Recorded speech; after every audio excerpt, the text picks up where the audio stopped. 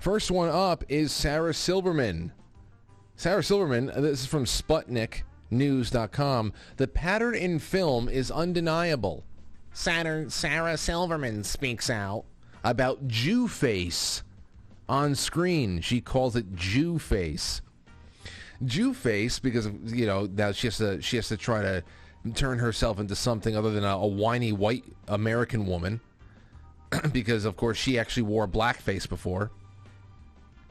Jew face was reportedly defined by Silverman as the portrayal of Jew by a non-Jewish person, with the Jewishness front and center, often with makeup or changing features, big fake nose, all the New Yorkie and Yiddishy inflection. You can say the same about a lot of Italians.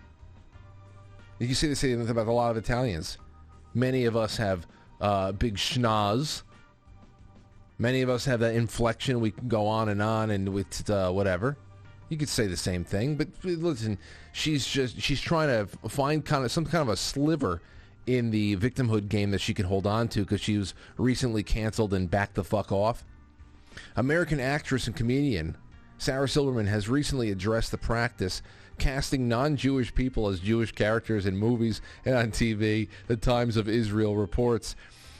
Speaking about a long tradition of non-Jews playing Jews and people whose Jewishness is their whole being, Silverman noted how non-Jewish actress Katherine Hahn being cast as a late Jewish comedian Joan Rivers in the upcoming Comeback Girl miniseries.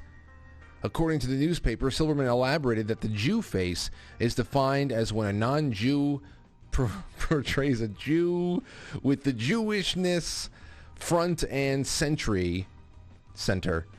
Often with makeup or changing features, big fake noses, all the New Yorkie Yiddishy inflections.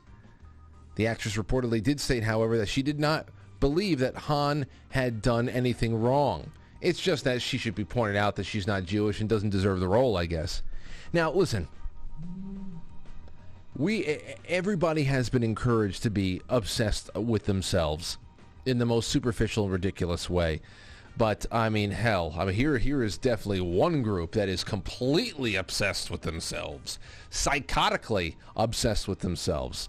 What about people like Jewish Andrew Dice Clay, who pretended to be an Italian greaser his entire life? Can we be honest about that? You have Al Pacino in Scarface and Carlito's Way. That was actually, I don't like Scarface, but I like Carlito's Way. And not only that, but Joan Rivers had surgery to look like a wasp. She had surgery to make herself look a little bit more waspy, so they chose a wasp to play her. That's what's going on there.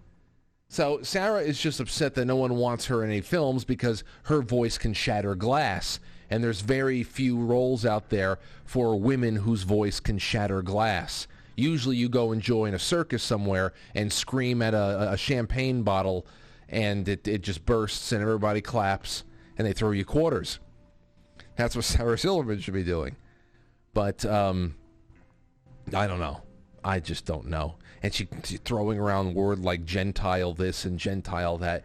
It just goes to show you how, like many other demographics and people clinging to checking boxes for themselves and trying to turn them into something superficially unique, which never actually works out, because once you get past the different color hair and the weird clothing and necklaces and headpieces and hair pieces you wear and shit like that, once you get past your appearances, then you really have to get down to what's inside of a person. And if you're just so fucking dull, I don't care what you smell like. I don't care what kind of perfumes you have on, or what you did in the morning. I have no clue. I don't care. Don't care. Fucking boring. You're boring me into myself.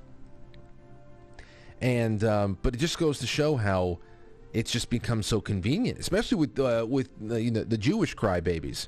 There's plenty of crybabies out there, but the Jewish crybabies, you had this convenient quasi-racial political position that has been created for you, because it's certainly not a religious position that she's taking. Nobody's out there actually speaking on behalf of Judaism. It's just a certain set of features, and this, I don't know, physical features and something else, I don't know.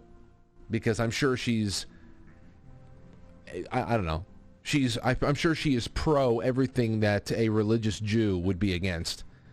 So, but they keep talking, insanity.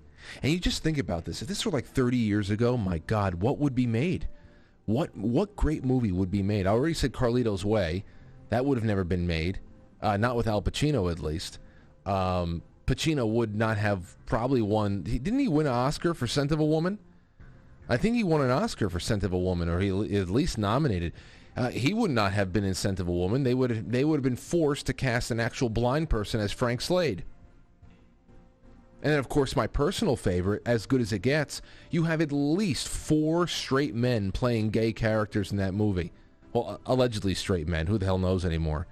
But Jack Nicholson's character with OCD, they would have had to got somebody who was, maybe Howie Mandel. They would have had to cast Howie Mandel because he's actually obsessive compulsive. Can you imagine As Good as It Gets with Howie Mandel playing opposite of Helen Hunt? That would not have worked at all. This is... Oh, God, they're all fucking nuts. Everybody is.